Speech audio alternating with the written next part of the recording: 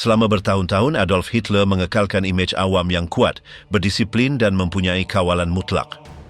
Beliau tidak minum alkohol, tidak merokok, seorang vegetarian dan mengelak sebarang tingkah laku yang boleh dikaitkan dengan kelemahan.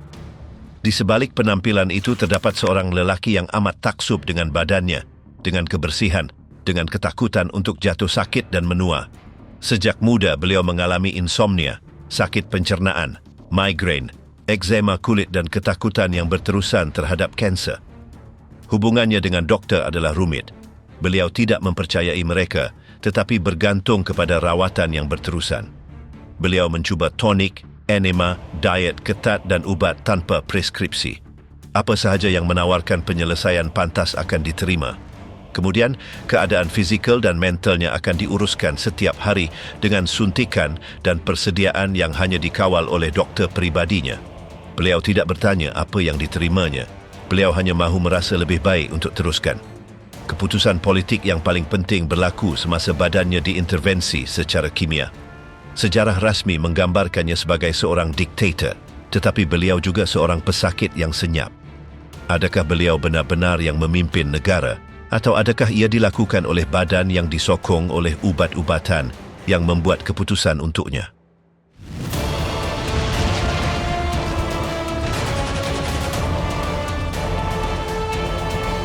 Morel, lelaki yang membius diktator, paling ditakuti abad ini. Sejak saat pertama Morel muncul di dekat Hitler, sosoknya menimbulkan penolakan di antara beberapa orang di lingkaran Führer. Gemuk dengan wajah kusam, selalu melekat pada pemimpin dan dengan bau yang kuat, mustahil untuk tidak diperhatikan. Biografer besar Hitler hampir tidak pernah menyebutkannya. Fes menamainya sekali, Machtan tidak pernah, dan Bullock hanya beberapa kali. Bahkan Speer jarang mengutipnya. Bagi banyak orang, pria bergaun itu hanya ada di sana karena rutinitas. Tetapi dinas rahasia Soviet mengawasinya sejak awal. Dalam laporan yang diminta Stalin, nama Morel muncul lebih dari 40 kali. Mereka tahu sesuatu, hal yang sama selalu terjadi. Mereka yang berkuasa akhirnya bergantung pada dokter mereka. Ini terjadi pada Hitler dengan Morel, sama seperti Churchill, Mussolini, Stalin, atau Mao dengan dokter mereka. Pada awalnya, Hitler enggan menyerahkan dirinya kepada seorang dokter. Dokter pribadinya, Karl Brandt, mencoba meyakinkannya beberapa kali untuk melakukan tes tanpa hasil. Dia mengatakan bahwa jika rakyat melihatnya sakit, citranya akan merosot. Dia bahkan tidak menerima untuk diperiksa secara rahasia. Hitler mengatakan bahwa dia mengenal dirinya dengan sangat baik dan bisa mengendalikan dirinya sendiri. Satu episode mengubah segalanya. Hitler mulai kehilangan suaranya dan percaya bahwa dia menderita kanker tenggorokan. Mereka memanggil ahli THT Karl Otto von Eichen. Dia memeriksa Führer dan hanya menemukan nodul yang tidak penting. Dia mengeluarkannya di kediamannya dan ketakutan itu berakhir. Tetapi pintu terbuka untuk pemeriksaan baru. Pada tahun 1936, fotografer Hitler Heinrich Hoffmann menderita gonore yang disembuhkan oleh seorang bernama Theodor Morel. Dia memberinya sulfonamida yang dibawa dari Budapest dan itu berhasil dengan baik. Sejak itu, Hoffmann berbicara dengan sangat baik tentang dia. Dia mengatakan bahwa dia telah menyelamatkan hidupnya. Hitler mendengar cerita-cerita itu. Tak lama kemudian dia memanggil Morel untuk pemeriksaan lengkap. Dia menceritakan kepadanya tentang sakit perutnya, eksim di kakinya, kelelahannya yang permanen. Morel meresepkan suntikan vitamin, hormon, dan glukosa. Dia mengatakan bahwa dia akan membutuhkan perawatan 1 tahun dengan pengawasan harian. Hitler merasa dipahami dan dilayani tidak seperti sebelumnya. Sejak saat itu, dia memutuskan bahwa Morel akan menjadi dokter kepercayaannya. Dia membayarnya sejumlah besar uang dan Morel membeli rumah yang elegan di Berlin. Perawatan itu bekerja dengan cepat. Eksim membaik, perut berhenti mengganggunya dan dia mulai makan lebih baik. Dia bertambah berat badan dan memiliki lebih banyak energi. Mereka yang melihatnya mengatakan bahwa dia telah hidup kembali. Morel sementara itu menjadi bayangannya. Dimanapun Hitler berada, disitulah dia. Julukan yang diberikan Göring kepadanya mengatakan semuanya, Raja Suntikan. Setiap kali ada keluhan, Morel mengeluarkan jarum suntik. Dia tidak disukai semua orang, tetapi Führer mempercayainya. Campuran yang Morel siapkan adalah rahasia. Hanya dia yang tahu apa isi setiap botol. Dia menggunakan bakteri usus yang menurutnya berasal dari kultur khusus dari seorang petani Bulgaria. Dia juga memasukkan pil, kapsul, sirup, semuanya tanpa banyak penjelasan. Para dokter Reich mulai curiga. Karl Brandt, yang sebelumnya bertanggung jawab atas kesehatan Hitler, mengatakan bahwa apa yang dilakukan Morel berbahaya. Mereka tidak tahu apakah dia seorang penipu atau hanya orang yang sembrono. Beberapa orang percaya bahwa dia ingin membuat Hitler kecanduan. Permusuhan dengan petinggi lainnya jelas. Göring mengejeknya dengan keras. Dia memanggilnya Tuan Jarum dan tertawa setiap kali melihatnya mengeluarkan tasnya. Tetapi Hitler tidak peduli. Dia mengatakan bahwa tidak ada yang membantunya seperti Morel. Dia merasa Morel hampir seperti penyelamatnya. Di depan umum, dia membela dokternya dengan tegas. Di balik kesetiaan itu, ada juga ketergantungan yang semakin besar pada perawatannya. Pada akhir tahun 30-an, Morel sudah masuk ke pusat lingkaran Nazi. Dia juga merawat Goebbels, Speer, Heydrich, dan bahkan pengunjung asing. Dialah yang menghidupkan kembali Presiden Ceko Emil Hacha ketika dia pingsan setelah tekanan dari Hitler. Reputasinya meningkat. Tetapi, metodenya semakin dipertanyakan. Namun demikian, tidak ada yang berani membantah Führer secara langsung. Morel lahir pada tahun 1886 di Hesse. Dia berasal dari keluarga sederhana, tetapi dia berpendidikan baik. Dia belajar kedokteran di Paris dan kemudian di Munich. Dia adalah seorang dokter angkatan laut, banyak bepergian dan menangani segala macam kasus. Dia mengobati penyakit kelamin dengan sangat bijaksana, yang membuatnya mendapatkan klien yang berpengaruh. Selama Perang Dunia Pertama, dia adalah seorang dokter militer. Setelah itu, dia membuka praktik di Berlin dan seiring waktu dia dikelilingi oleh orang-orang yang berkuasa. Cara kerjanya tidak ortodoks. Dia tidak memberikan resep, tetapi menerapkan semuanya secara langsung. Dia sendiri yang menyiapkan campurannya. Dia memiliki saham di perusahaan farmasi, seperti yang memproduksi Ultraseptil. Beberapa orang mengatakan bahwa karena itulah dia banyak menggunakannya. Dia juga menggunakan enema dengan ramuan, melakukan pembersihan usus besar, dan menggunakan ekstrak kelenjar hewan. Semua itu umum dalam pengobatan Jerman pada masa itu, tetapi meskipun demikian, reputasinya meragukan. Ketika Hitler memilihnya sebagai dokter pribadinya, Morel tahu bahwa dia memegang kendali atas orang paling kuat di negara itu. Sejak tahun 1936, dia tidak melepaskannya. Dia menyuntiknya hampir setiap hari dan melihatnya di mana saja. Berghof, Kanselir, sarang serigala, sepanjang waktu. Dan semakin banyak dia memberinya, semakin dia membutuhkannya. Apa yang dimulai sebagai perawatan sesekali berubah menjadi rutinitas harian. Hitler beralih dari mempercayainya menjadi tidak bisa berfungsi tanpanya. Itulah dasar hubungan yang berlangsung hingga akhir. Beginilah kehidupan diktator yang paling obsesif dengan kesehatannya. Sejak muda, Hitler menunjukkan kekhawatiran yang terus-menerus terhadap kesehatannya. Dia takut meninggal muda seperti ayahnya dan berpikir bahwa dia mungkin menderita kanker atau penyakit serius lainnya. Dia selalu berbicara tentang kolik yang dideritanya saat kecil dengan episode diare dan sembelit.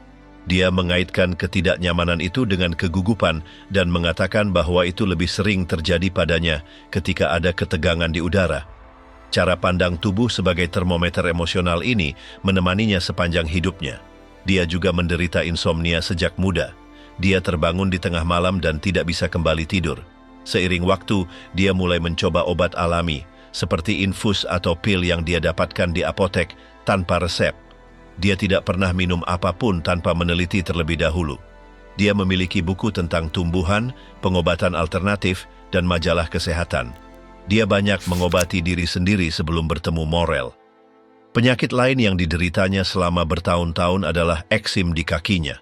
Ruam, gatal terus-menerus, kulit pecah-pecah. Dia menggunakan perban, krim, dan lotion. Dia mengeluh bahwa itu membuatnya kelelahan. Untuk menenangkannya, dia meminta mandi air hangat dengan sabun khusus. Terkadang, dia hanya berendam berjam-jam. Dia menyukai kehangatan di kakinya dan dia memiliki kaus kaki khusus yang dia gunakan bahkan di musim panas. Dia makan sedikit dan buruk. Dia menghindari daging. Dia mengatakan itu karena prinsip, tetapi juga karena itu tidak cocok dengannya. Dietnya terutama terdiri dari sayuran yang dimasak, bubur, nasi putih, teh, dan biskuit kering. Dia mengatakan bahwa daging membuatnya kembung dan memberinya gas. Koki pribadinya, Constanze Manziarli, menyiapkan hidangan sederhana. Dia tidak ingin bau yang kuat atau saus. Setiap kali ada sesuatu yang tidak cocok dengannya, dia tidak makan selama berhari-hari. Dia tidak tahan dengan asap tembakau. Dia tidak minum alkohol. Dia memiliki rutinitas kebersihan harian yang hampir obsesif. Dia mencuci dirinya beberapa kali sehari, sering mengganti pakaian dalam, dan menuntut agar semuanya bersih. Dia menolak parfum dan deodoran yang kuat. Dia menyukai bau netral tanpa apapun yang mengganggunya. Dia memiliki kebiasaan khusus dengan napasnya. Dia selalu membawa permen mint. Dalam pertemuannya, jika seseorang batuk atau terlihat pilek, dia akan menyuruhnya keluar. Dia tidak tahan melihat darah, luka atau apapun yang tidak normal. Dia berpikir bahwa mikroba ada di mana-mana. Dia menjaga jendela tertutup, tetapi menuntut agar kamar berventilasi ketika dia tidak ada. Di kamarnya ada pelembab udara dan kadang-kadang penyebar esensi lembut. Sebelum Morel, Hitler sudah berjumpa dengan beberapa dokter. Tiada yang bertahan lama. Dia menanyakan soalan-soalan yang tidak menyenangkan, mengeluh tentang diagnosis mereka, dan seringkali meninggalkan rawatan separuh jalan. Dia hanya mempercayai apa yang berkesan dengan cepat. Jika sesuatu tidak menunjukkan hasil dalam beberapa hari, dia akan menolaknya. Dia mencuba enema, suplemen vitamin, air mineral khas, apa sahaja yang tidak kelihatan agresif. Dia menggunakan persediaan dari farmasi kecil, dan kadang-kadang dia memesan campuran dari kedai herba. Ada yang mengandungi belladonna, ada pula ekstrak tumbuhan. Tiada siapa yang tahu apa yang diambilnya, hanya pembantu pribadinya yang menyimpan rekod. Dalam bagasinya sentiasa ada peti ubat dengan botol, titisan, salap dan kotak dengan nama yang aneh. Dia juga sering mengalami sakit kepala, pening dan telinga berdengung. Dia mengatakan itu kerana tekanan. Dalam krisis itu, dia akan mengurung diri, mematikan lampu dan tidak mau berjumpa sesiapa. Kadang-kadang dia merasa penglihatan berganda, mual atau sebahagian badannya kebas. Dia tidak tahu sama ada itu migrain atau sesuatu yang lebih teruk. Dia fikir dia mungkin mempunyai sesuatu di otaknya, tetapi dia tidak mahu diperiksa oleh pakar. Dia takut menemui sesuatu yang serius. Dalam catatan pribadinya, muncul frasa seperti, hidup ini menyakitkan saya, atau badan saya tidak bekerja sama. Dia sangat sensitif terhadap kesakitan. Sedikit ketidakselesaan boleh merosakkan harinya. Dan apabila dia merasa sihat, semuanya kelihatan berfungsi dengan lebih baik. Dia memberikan kepentingan yang melampau kepada keseimbangan antara keadaan fizikalnya dan kemampuannya untuk memerintah. Dia percaya bahawa tanpa kesihatan, dia tidak dapat membuat keputusan dengan baik. Dia sangat takut akan usia tua. Ketika dia mencapai usia 50, dia berkata bahawa tidak lama lagi, dia tidak akan setanding dengan apa yang diperlukan oleh jawatan itu. Dia berfikir bahawa dia semakin pudar sedikit demi sedikit. Dia tidak tahan dilihat di khalayak ramai jika dia merasa sakit. Dia meminta agar dia dirakam atau difoto hanya apabila dia merasa sihat. Hubungannya dengan doktor rumit. Dia tidak banyak menghormati mereka, tetapi dia memerlukan mereka. Dia mengelilingi dirinya dengan kaki tangan yang tidak akan membantahnya. Jika seorang doktor memberitahunya sesuatu yang dia tidak mahu dengar, dia akan segera menukarnya. Oleh itu, lingkungannya mengelak memberitahunya perkara-perkara yang tidak menyenangkan. Mereka menyembunyikan diagnosis atau bercakap dengannya secara samar-samar. Tiada siapa yang mahu menanggung beban memberitahunya bahawa sesuatu tidak berjalan dengan baik. Laporan yang dikumpulkan oleh OSS, oleh psikiatri Walter Langer dan catatan Morel bersetuju bahawa Hitler menunjukkan gambaran klasik hipokondria dengan unsur-unsur kegelisahan kronik. Rekod Morel, walaupun kemudian mengesahkan bahawa pada tahun-tahun 30-an, pemimpin itu sudah mengalami penyakit sebenar, tetapi sangat diperbesar oleh fikirannya. Morel bahkan menulis bahawa banyak kali gejala tidak mempunyai sebab organik yang jelas, tetapi kelihatan seperti tindak balas saraf yang berlebihan. Dalam dokumen arsip perubatan dibicarakan tentang usus spastik, gangguan tidur, dan keletihan kronik. Kadang-kadang dia diberi sesuatu untuk tidur dan kemudian sesuatu untuk membangunkannya. Ayunan antara ketenangan dan kegelisahan itu membuatnya lebih tidak stabil. Walaupun dia belum ketagih kepada sebarang bahan, dia sudah mencipta ketergantungan psikologi pada pil dan pada gagasan untuk dikawal. Dia tidak tahan dengan sakit perut. Setiap kali sakit itu datang kembali, dia menuntut perubahan menu, ubat baru, dan pengasingan dari bunyi bising. Pembantunya mempunyai protokol untuk saat-saat itu. Lampu perlu dimalapkan, mesyuarat perlu dielakkan, dan bercakap dengan suara yang perlahan. Segalanya berpusat pada ketidakselesaannya. Jentera negara terus berfungsi, tetapi bergantung pada kesakitannya. Apabila dia mengetahui bahawa orang lain mempunyai gejala yang serupa, dia ingin tahu apa yang mereka ambil, apakah rawatannya, dan sama ada dia juga boleh mencubanya. Kadang-kadang dia menghantar pasukannya untuk menyiasat klinik naturopati atau farmasi yang menjual ubat-ubatan tradisional. Bukanlah sesuatu yang pelik baginya untuk meminta sesuatu yang baru hanya kerana dia mendengarnya dalam perbualan santai. Semasa berjalan-jalan, dia membawa pil penahan sakit dan anti-stres di dalam poketnya. Dia tidak mempercayai rawatan jangka panjang. Semuanya perlu segera. Jika sesuatu tidak berkesan dengan cepat, dia akan meninggalkannya. Dorongan untuk mendapatkan penyelesaian segera ini menandakan hubungannya dengan perubatan.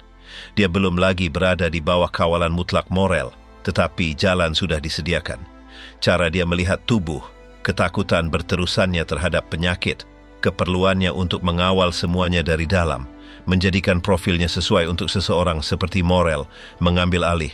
Hanya tinggal pertemuan itu berlaku dan segalanya berubah. Setiap hari rutinnya bermula dengan pemeriksaan pantas keadaan fizikalnya. Dia menyentuh perutnya, memeriksa lidahnya di hadapan cermin dan bertanya kepada pembantunya tentang penampilannya. Jika dia melihat seseorang memandangnya pelik, dia menganggap bahawa ada sesuatu yang jelas kelihatan padanya.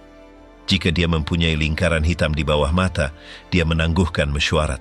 Jika warnanya baik, dia bersetuju untuk dirakam. Segalanya berputar di sekeliling bagaimana perasaannya pada hari itu. Jadualnya ketat. Dia bangun lewat, mengambil sarapan ringan, kemudian berjalan sedikit dan mengurung diri di studionya. Di sana dia membaca laporan, tetapi juga majalah kesihatan.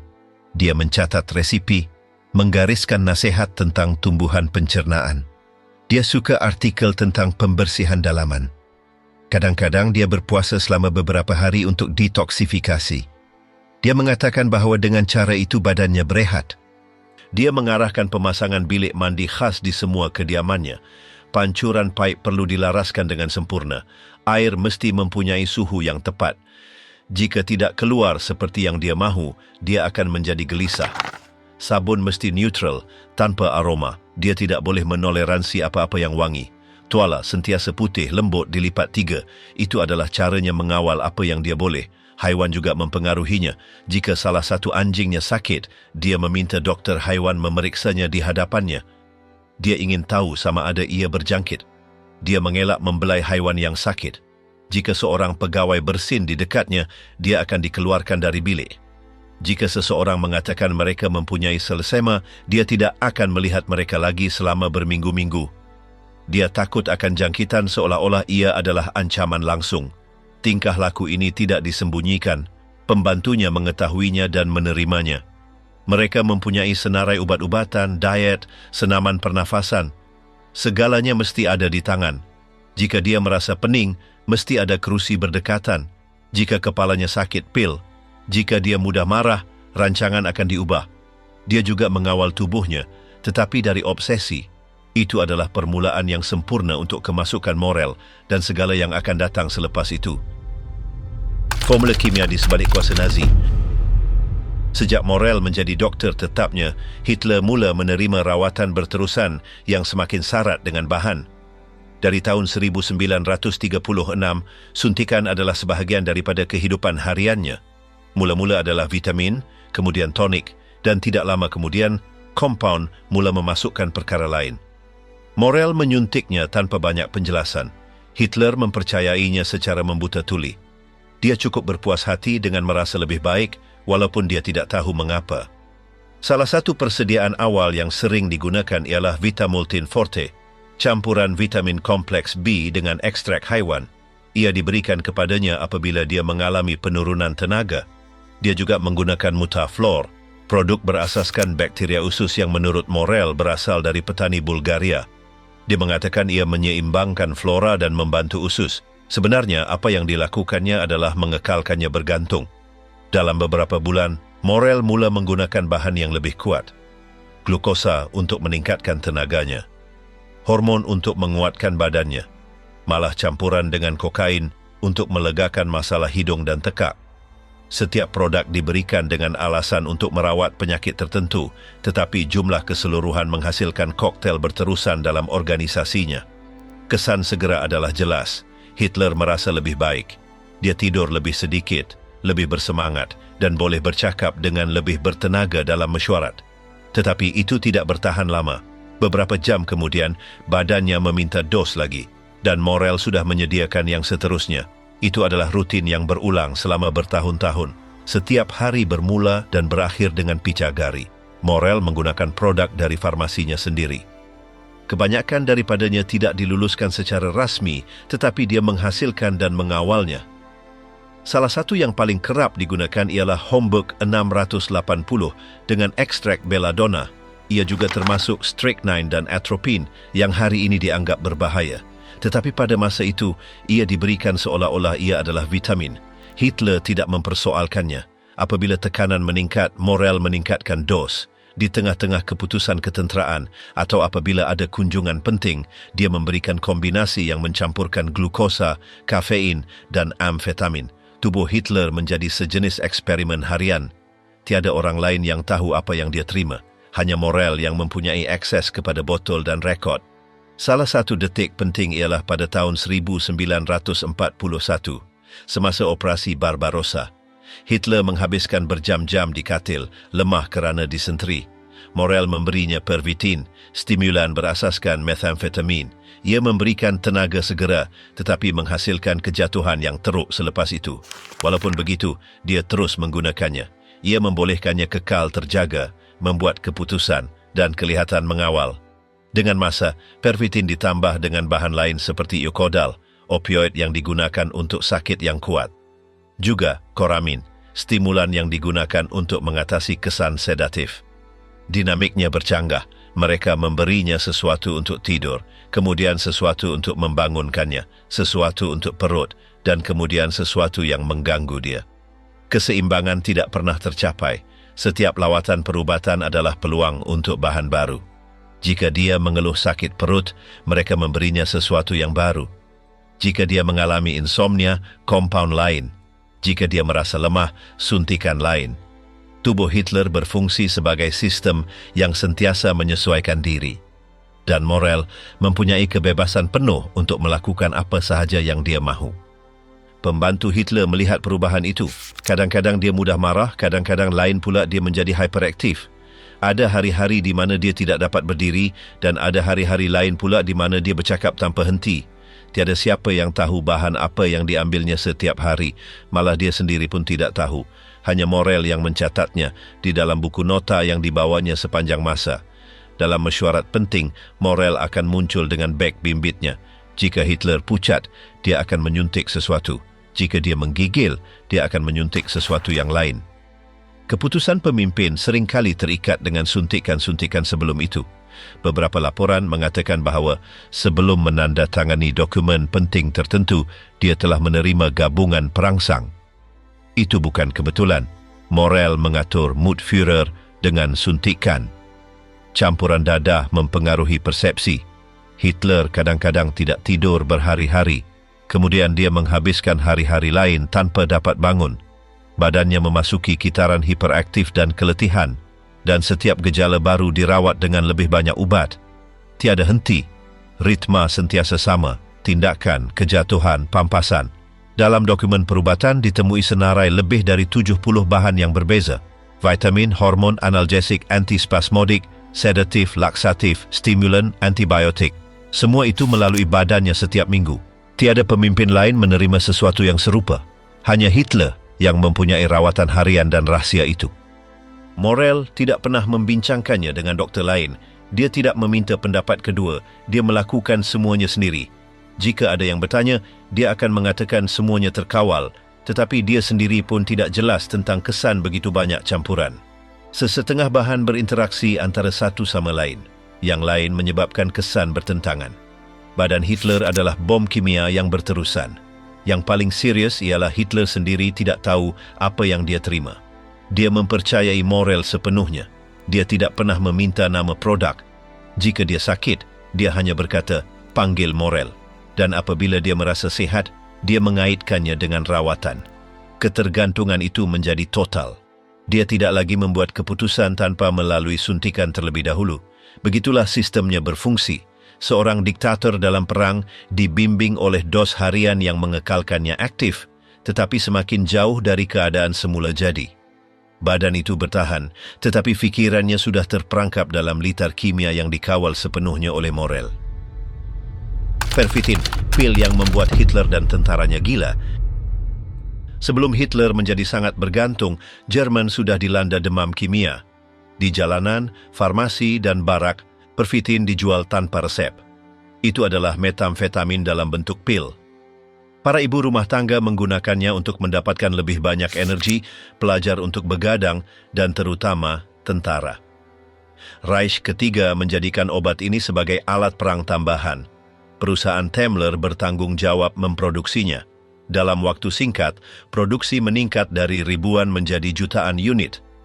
Ada laporan dari Komando Tinggi yang menyatakan bahwa tentara yang mengonsumsi pervitin dapat bertahan lebih lama, berjalan lebih jauh, dan kehilangan rasa takut. Ini meyakinkan para jenderal bahwa itu adalah keuntungan taktis.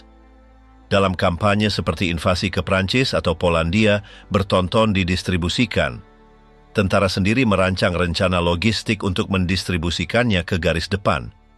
Pil-pil itu datang dalam kotak-kotak kecil, mudah dibawa dalam seragam. Tidak hanya pejuang yang menggunakannya, mekanik, sopir, dokter juga. Seluruh mekanisme perang berfungsi di bawah efek kimia. Hitler, yang pada awalnya mengkritik penggunaan narkoba, akhirnya menerima pervitin. Awalnya dalam dosis rendah, kemudian semakin banyak. Itu diberikan kepadanya dalam kombinasi dengan zat lain, kadang-kadang sebagai stimulan, kadang-kadang sebagai bantuan untuk membangunkannya dari tempat tidur. Dia tidak pernah bertanya apa itu. Dia percaya pada Morell. Dia hanya meminta hasil. Efeknya hampir instan. Moodnya naik, rasa lelah hilang, kejernihan pikiran kembali, tapi efek samping juga muncul. Kecemasan, insomnia, jantung berdebar. Ketika itu terjadi, Morell memberinya sesuatu untuk menenangkannya. Siklus berulang. Satu obat untuk berfungsi, satu lagi untuk menenangkan, satu lagi untuk tidur. Dan keesokan harinya, hal yang sama. Dalam catatan medis jelas, penggunaan pervitin pada Hitler bukanlah sesuatu yang terisolasi. Dia mengonsumsinya secara teratur sejak tahun 1940. Dalam beberapa hari, bahkan beberapa kali. Kadang-kadang dalam pil, kadang-kadang disuntik. Dosis bervariasi sesuai dengan kondisi fisik saat itu. Dan Morell memutuskan semuanya tanpa berkonsultasi dengan orang lain. Yang mengkhawatirkan adalah Hitler bukan satu-satunya. Pejabat tinggi juga menerimanya. Goebbels, Himmler, Speer. Beberapa memintanya langsung kepada Morell. Yang lain menerimanya dalam kotak yang dikirim dari Berlin. Itu menjadi bagian dari rutinitas kekuasaan. Tidak ada yang membicarakannya secara terbuka, tetapi semua orang tahu. Selepas pertempuran Stalingrad, pengedaran pervitin meningkat. Semangat jatuh dan keletihan meluas. Temmler menghasilkan sehingga 900.000 dos harian. Antara April dan Julai tahun 1940, 35 juta pil dihantar ke barisan timur sahaja. Adalah mustahil untuk menghentikan jentera itu. Kementerian Kesihatan cuba meletakkan had. Pada tahun 1941, mereka mengeluarkan peraturan yang melarang penjualannya tanpa preskripsi. Tetapi tentera terus menggunakannya, hanya sekarang di bawah kebenaran khas. Dalam propaganda dalaman mereka memanggilnya pil keberanian. Di medan perang, ia diminta hampir seperti peluru. Masyarakat juga menjadi ketagih. Ada testimoni dari suri rumah yang tidak dapat berhenti.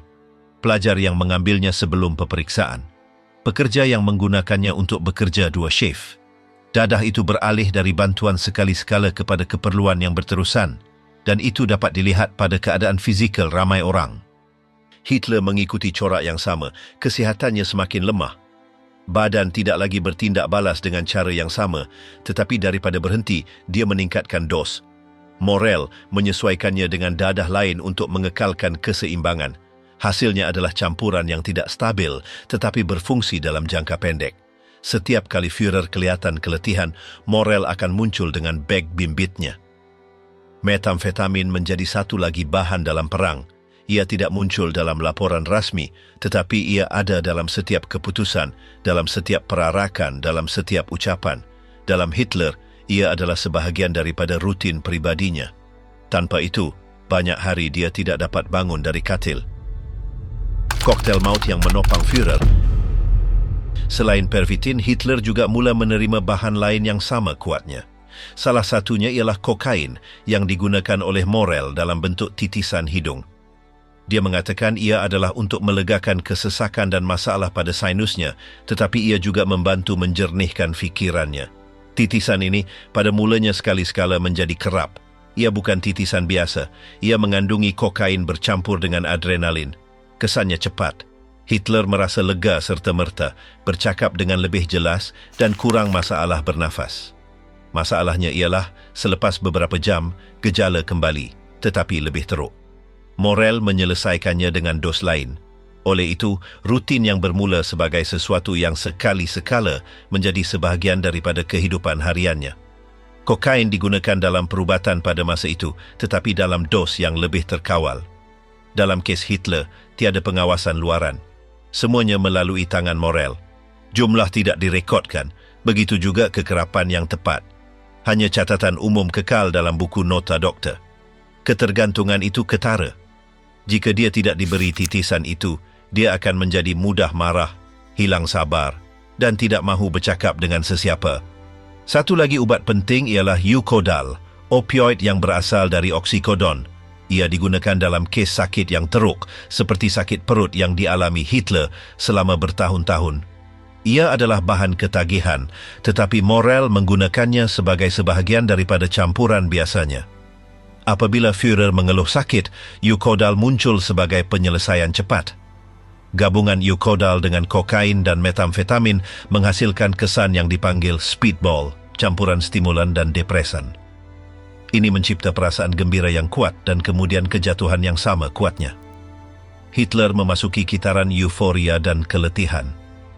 Kadang-kadang dia menunjukkan hyperaktif, dipercepatkan bercakap tanpa henti. Pada masa lain dia tidak bangun sepanjang hari. Morel menyuntiknya mengikut apa yang dia lihat pada masa itu.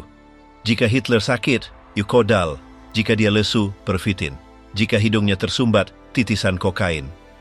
Dan jika tiada apa yang berkesan, dia memberinya Coramine, stimulan untuk membangunkan pesakit dalam keadaan kolaps. Begitulah dia menyesuaikan badannya setiap hari, seolah-olah ia adalah mesin yang rosak. Kadang-kadang, campuran itu tidak menjadi. Hitler berpeluh, menggigil, jantungnya berdebar-debar.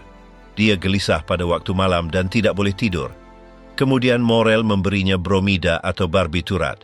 Begitulah dia menenangkan diri. Tetapi kemudian dia memerlukan sesuatu untuk membangunkannya. Seluruh kitaran bermula semula. Ketergantungan adalah total.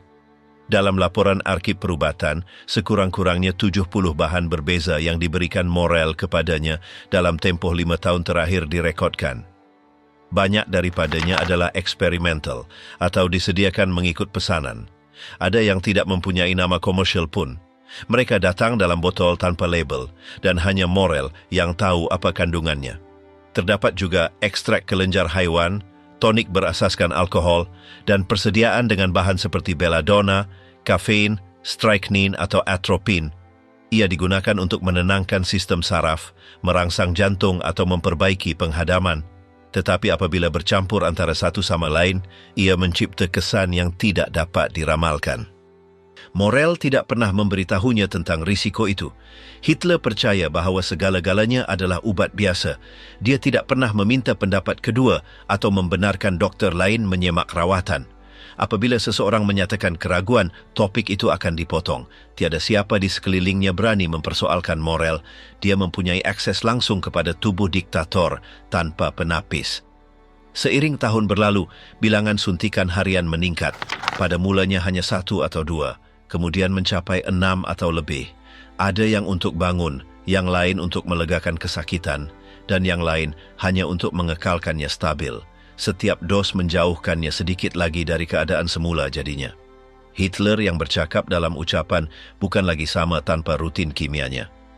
Bab kehidupan ini tidak tercermin dalam komunike rasmi, tetapi dalam buku nota dokter dan dalam laporan sekutu. Apa yang kelihatan seperti rawatan perubatan sebenarnya adalah ketagihan yang dipandu oleh keperluan untuk kekal beroperasi. Campuran kokain, Eukodal, dan stimulan membentuk koktel harian yang menyokong Führer dalam menghadapi keausan fizikal dan mental yang dialaminya. Lingkaran kimia Reich ketiga. Morel bukan sahaja merawat Hitler. Lama-kelamaan, beberapa pemimpin Nazi juga mendapatkan rawatannya. Goebbels, Himmler, Bormann, malah Speer menerima persediaannya. Ada yang melakukannya atas nasihat Führer sendiri, yang lain kerana ingin tahu atau keperluan. Doktor itu menjadi figura yang sentiasa ada dalam mesyuarat kuasa. Bagnya sentiasa berdekatan, syarat dengan botol tanpa label dan persediaan peribadi. Goebbels, contohnya, menderita migrain, keletihan kronik dan sakit perut. Morel memberinya campuran yang serupa dengan Hitler. Ubat penahan sakit, tonik berasaskan alkohol, dan pil untuk menenangkan saraf. Dia juga menawarkan suntikan jika ketidakselesaan itu teruk. Menteri propaganda itu mempercayainya walaupun dia mengkritiknya di belakangnya kerana penampilannya yang berminyak dan cara bicaranya yang cuai. Himmler lebih berahsia. Dia mencuba beberapa tonik tetapi tidak pernah membenarkan Morel menyuntiknya. Dia lebih suka dokternya sendiri dan menggunakan ubat semula jadi. Walau bagaimanapun, dalam saat-saat tegang, dia juga menerima beberapa kompaunnya. Bormann sebaliknya menjadi pesakit yang kerap. Dia meminta persediaan untuk tidur, untuk tekanan, dan untuk mengawal pencernaan. Dia sering berunding dengannya, terutamanya apabila dia melihatnya berdekatan dengan Führer. Speer cuba mengelak daripada terlibat. Walaupun dia mempunyai hubungan dengan Morel, dia mengelak daripada menjadi bergantung. Dia memerhatikan dengan rasa tidak percaya bagaimana para komandan tinggi lain menyerah kepada campurannya. Dia mengatakan bahawa suasana kuasa tepu dengan ubat-ubatan improvisasi. Bahawa setiap orang mempunyai botolnya, dosnya, rutin kimianya. Speer malah mengatakan bahawa pejabat Hitler lebih berbau disinfektan dan produk farmaseutical daripada pejabat perintah. Malah pembantu peribadi Hitler menerima rawatan. Ada yang untuk penyakit sebenar, ada pula hanya untuk tidak ketinggalan dari lingkaran. Dirawat oleh Morel menjadi satu cara untuk menunjukkan kedekatan dengan pemimpin. Ia bermaksud akses, kepercayaan dan kesetiaan. Oleh itu, doktor itu memperluaskan pengaruhnya di luar ruang perubatan. Dia memasuki mesyuarat, makan dan perjalanan. Morel juga merawat pelawat asing. Apabila Presiden Czech Emil Hácha pengsan selepas mesyuarat dengan Hitler, dialah yang menyedarkannya. Dia menggunakan koramine dan kompaun lain dan menyedarkannya dalam beberapa minit. Gerak isyarat itu menguatkan reputasinya. Dikatakan bahawa dia boleh menyedarkan sesiapa sahaja dengan satu suntikan. Ada yang mula memanggilnya penghidup semula. Kemasyhurannya melampaui sempadan. Dalam laporan sekutu, dia disebut sebagai Doktor Rejim. Bukan kerana pengalamannya, tetapi kerana akses langsungnya kepada tubuh Hitler. Dia mengawal keadaan fizikalnya, tenaganya, kemampuannya untuk membuat keputusan. Dia memegang jentera pemerintahan Reich di tangannya dan itu menjadikannya penting. Walaupun dia tidak mempunyai pangkat tentera, etika perubatannya boleh dipersoalkan. Dia menyediakan produknya sendiri tanpa kawalan luaran. Dia tidak mengikuti protokol, tidak memberitahu rakan sekerja lain dan tidak menerima kritikan. Dia mempunyai pelaburan dalam syarikat farmaseutical seperti yang menghasilkan Ultraseptil. Dia menggunakan produk di mana dia mempunyai kepentingan ekonomi. Rawatannya tidak berdasarkan bukti perubatan yang jelas, tetapi pada cuba dan ralat. Jika sesuatu kadak berfungsi, dia akan mencuba perkara lain. Jika ia berkesan, dia akan mengulanginya tanpa mengira kesan sampingan. Rekod perubatan menunjukkan bahawa beberapa pemimpin mula bergantung pada formulanya. Dalam mesyuarat yang panjang, mereka meminta pil untuk kekal terjaga. Dalam saat-saat tegang, suntikan untuk menenangkan saraf. Keputusan rejim bukan sahaja melalui strategi politik, tetapi juga melalui kesan bahan-bahan tersebut. Tidak jarang keputusan ditangguhkan sehingga Morel merawat beberapa pegawai. Tubuh Hitler adalah yang paling banyak diintervensi, tetapi bukan satu-satunya. Kimia kuasa mencapai lingkungannya. Campuran perubatan, ketagihan dan kemudahan menjadi sebahagian daripada sistem. Mereka yang berada dekat tahu bahawa Morel mempunyai kuasa. Bukan hanya kerana apa yang dia lakukan, tetapi kerana apa yang dia tahu. Dia mempunyai akses kepada tubuh dan juga rahsia. Dia mendengar, memerhati, merekod, dan dia tidak pernah mengatakan apa-apa yang tidak sesuai. Dia tidak pernah menjadi sebahagian rasmi kabinet. Dia tidak memberi arahan. Dia tidak menandatangani dekri, tetapi kehadirannya sentiasa ada. Bayangannya muncul di lorong, di bilik, di pejabat, dan sentiasa dengan bagnya. Oleh itu, tanpa seragam atau pangkat, dia menjadi salah seorang lelaki yang paling rapat dengan Führer. Lingkaran kepercayaan ini yang dibina dengan jarum, tonik dan kesunyian bukanlah kebetulan. Ia adalah strategi kawalan bersama. Hitler memerlukan Morel untuk berfungsi dan Morel memerlukan kuasa untuk kekal tidak tersentuh. Hubungan yang bermula dengan vitamin akhirnya menjadi rangkaian ketergantungan total. Tiada sesiapa di luar lingkaran itu dapat memahaminya dan tiada sesiapa di dalamnya berani memecahkannya. Bagaimana perang kalah di bawah kesan pervitin dan opioid? Apabila perang berlarutan, keputusan Hitler menjadi lebih impulsif. Generalnya menyedari bahawa dia tidak lagi banyak menganalisis. Dia mengeluarkan arahan yang cepat, kadang-kadang tanpa makna strategik. Ini bertepatan dengan hari-hari campur tangan perubatan yang lebih kerap. Morel terus menjalankan rutin suntikannya walaupun semasa mesyuarat ketenteraan. Tubuh diktator itu kekal teguh berkat campuran perangsang dan penenang yang berterusan. Dalam kempen utama seperti pencerobohan Kesatuan Soviet, kesan dadah lebih jelas kelihatan. Hitler tidur sedikit, bercakap tanpa henti dan menuntut tindakan segera. Jika sesuatu rancangan tidak berjalan seperti yang diharapkan, dia menyalahkan keletihan pegawai atau pengecut tentera. Dia tidak menerima keraguan atau cadangan. Persepsinya terhadap musuh adalah berlebihan. Kadang-kadang dia bercakap tentang serangan khayalan atau kemenangan yang tidak berlaku.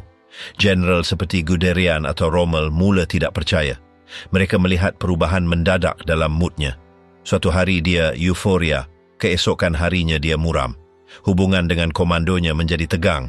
Ada yang meminta dia dinilai oleh psikiatri, tetapi tiada siapa yang berani melakukannya. Morel, yang seharusnya menjadi penapis perubatan, hanya menyesuaikan dos. Dia tidak pernah mengesyorkan rehat atau perubahan dalam rawatan. Jika Hitler mengalami insomnia, dia akan memberinya ubat penenang. Jika dia lesu, dia akan menyuntik sesuatu yang akan mengaktifkannya. Jika dia mengalami masalah perut, dia akan memberinya Eukodal. Dan jika tiada apa yang berfungsi, dia akan mencuba kombinasi baru. Tubuh Führer tidak lagi bertindak balas seperti dahulu. Di medan perang, logiknya sama. Tentera terus menerima pervitin. Ia digunakan untuk mempercepatkan pergerakan, menahan kesejukan atau mengekalkan moral. Masalahnya ialah, selepas kesan awal keletihan melampau akan tiba. Ramai tentera mengalami kolaps, delusi atau krisis saraf. Tetapi komando tinggi tidak merekodkannya sebagai kesan dadah, tetapi sebagai kelemahan individu. Dalam beberapa unit, komander menuntut pengambilannya sebelum operasi. Dalam yang lain, ia diedarkan tanpa kawalan. Metamfetamin menjadi sebahagian daripada sistem logistik. Penghantaran berjuta-juta pil dirancang. Tentera Jerman percaya ia adalah satu lagi senjata. Malah versi yang lebih kuat disiasat, seperti DIX, persediaan yang mencampurkan kokain, pervitin dan morfin. Ia diuji pada banduan di Sachsenhausen. Mereka mahukan tentera yang tidak merasa lapar atau sakit. Hitler dimaklumkan tentang eksperimen ini dan meluluskannya. Ideanya adalah untuk mencipta pejuang yang tidak kenal lelah, walaupun mereka tidak sepenuhnya menyedari apa yang mereka lakukan. Dalam lingkaran kuasa, suasana juga berubah. Goebbels, Bormann dan lain-lain menerima persediaan daripada Morel. Ada yang menggunakannya untuk kekal jernih, yang lain untuk tidur atau menenangkan saraf. Mesyuarat menjadi semakin tidak menentu, kadang-kadang berlarutan berjam-jam tanpa mencapai apa-apa. Pada masa lain, Hitler bercakap tanpa henti manakala yang lain mengangguk tanpa memahami sepenuhnya. Pada tahun 1944, ketika perang sedang merosot, tubuh Hitler semakin merosot. Dia mengalami gegaran berterusan di tangan kirinya, kesukaran berjalan, dan masalah penglihatan. Morel terus merawatnya seperti biasa, menggabungkan ubat-ubatan untuk melegakan setiap gejala. Tetapi itu tidak lagi mencukupi. Keputusan Führer semakin tidak menentu. Dia mengarahkan serangan yang mustahil, menolak pengunduran yang logik, dan mengasingkan diri selama berjam-jam. Semasa pertempuran Ardennes, misalnya, dia mengabaikan semua laporan negatif. Dia percaya mereka masih boleh memecahkan barisan sekutu. Dia tidak mendengar komandannya. Dia lebih mempercayai perasaannya daripada data. Dia yakin dia masih boleh menang, walaupun segala-galanya menunjukkan sebaliknya. Optimisme itu tidak datang dari analisis, tetapi dari persepsi palsu yang disokong oleh ubat-ubatan. Morel meningkatkan dos perangsang kepadanya semasa fasa euforia itu. Apabila semangatnya menurun, dia memberinya ubat penenang. Kitaran itu tidak berhenti, ucapan juga berubah. Ia menjadi lebih panjang, tidak teratur, penuh dengan pengulangan. Mereka yang mendengarnya merasakan bahawa nadanya tidak lagi tegas, tetapi dipaksa. Ada yang berpendapat dia sakit, yang lain dia telah hilang akal. Tetapi kebanyakan tahu dia di bawah pengaruh sesuatu. Pandangannya tetap, suaranya bergetar, kulitnya pucat. Segalanya dalam dirinya menunjukkan keletihan. Malah bahasa tubuhnya berbeza. Pergerakannya kekok, perlahan. Kadang-kadang dia tidak dapat mengawal kekejangan.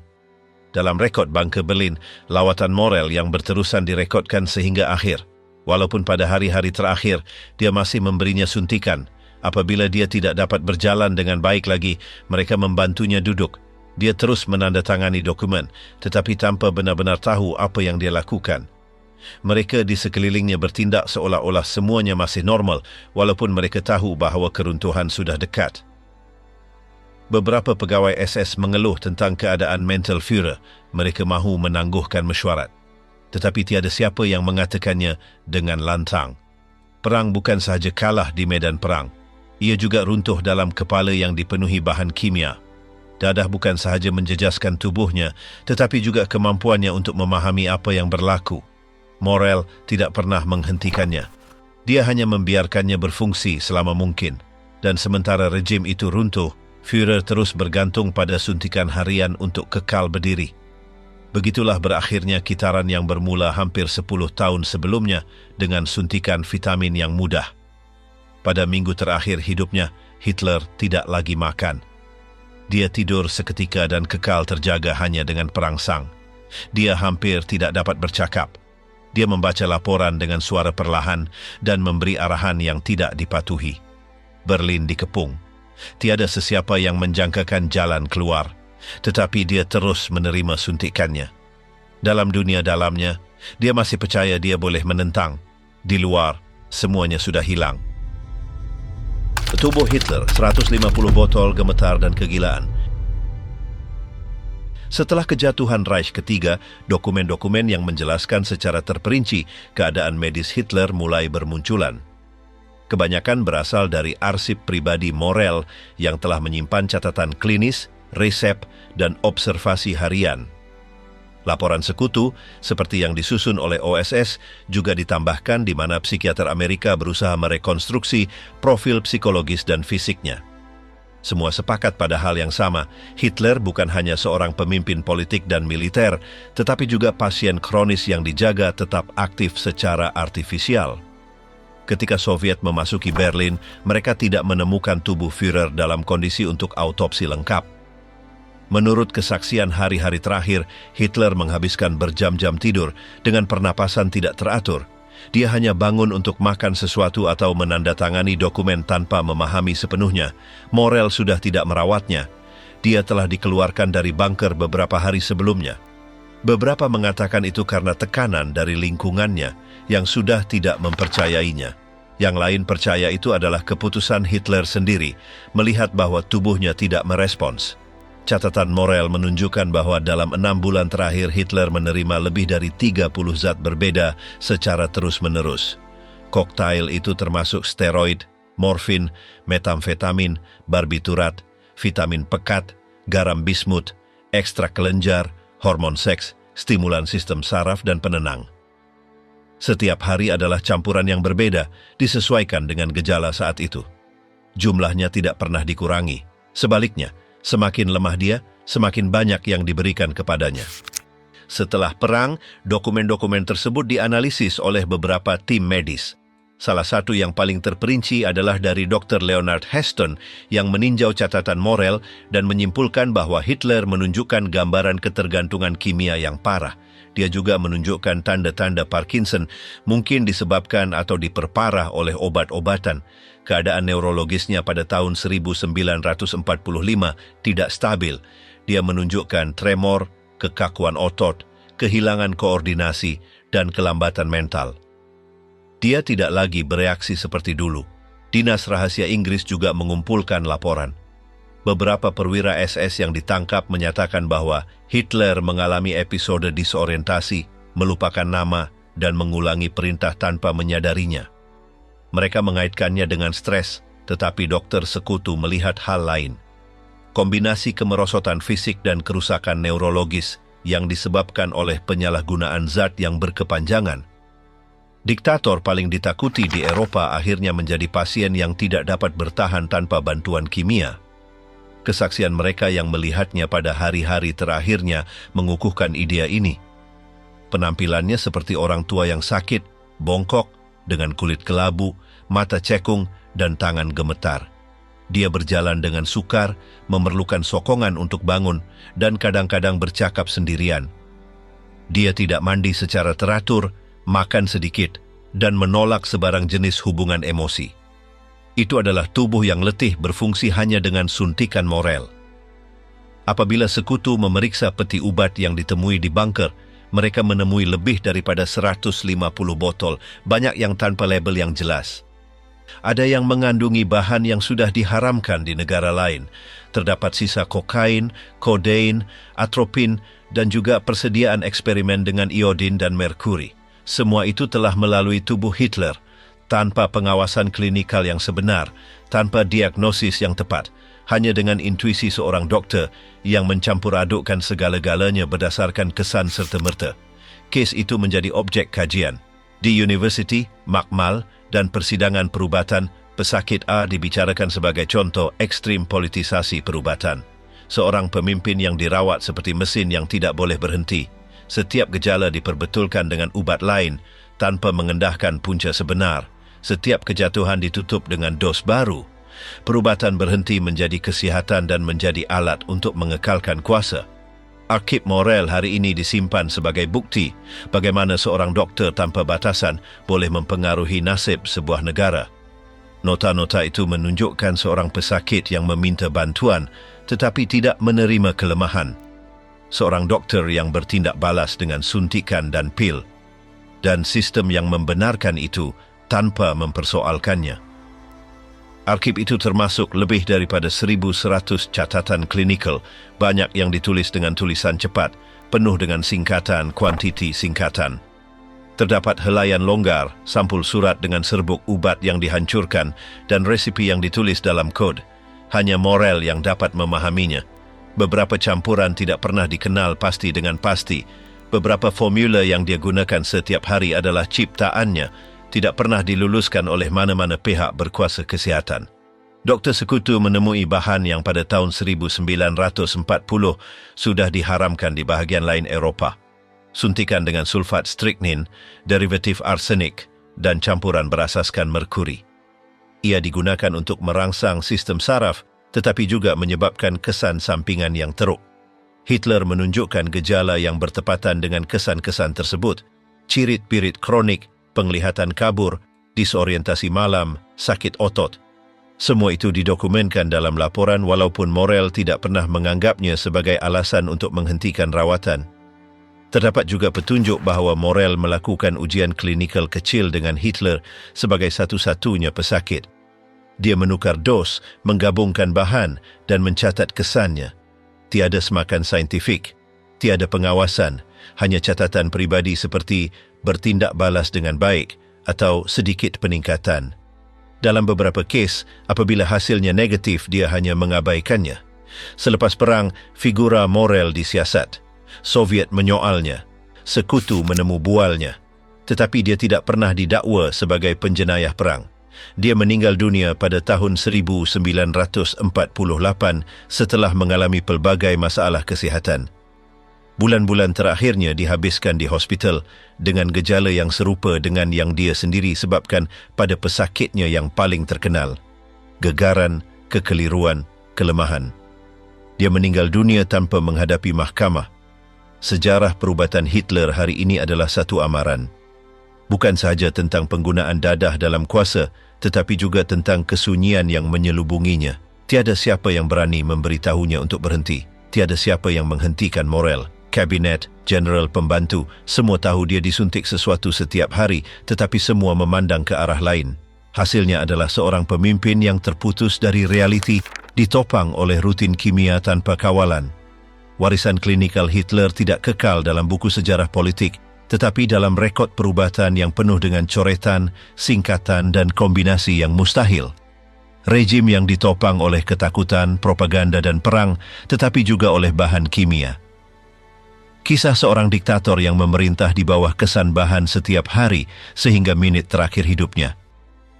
Sepanjang tahun-tahun utama Reich ketiga, Adolf Hitler bukan sahaja mengetuai sebuah negara authoritarian, tetapi juga hidup sebagai pesakit dengan gejala berterusan yang dirawat setiap hari dengan ubat-ubatan yang disediakan oleh doktor pribadinya, Theodor Morel. Rawatan itu bermula dengan vitamin dan suplemen pencernaan dan akhirnya termasuk metamfetamin, opioid, kokain, perangsang sistem saraf dan ubat penenang.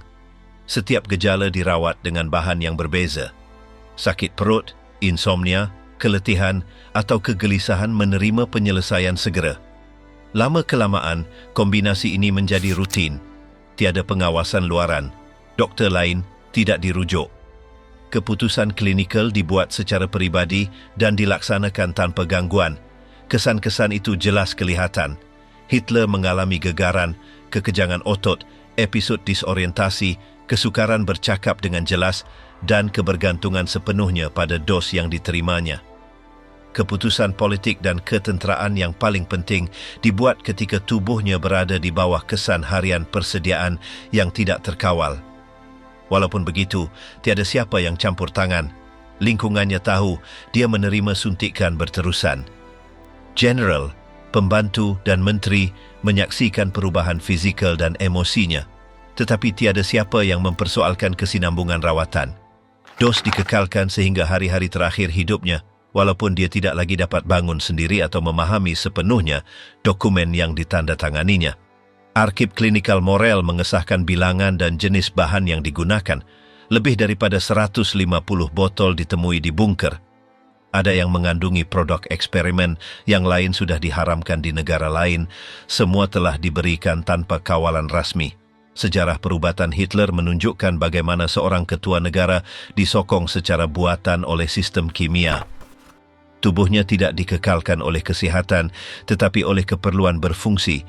Dia dirawat sebagai pesakit yang tidak boleh berhenti. Keputusan rejim juga bergantung pada rutin perubatan yang tidak kelihatan itu.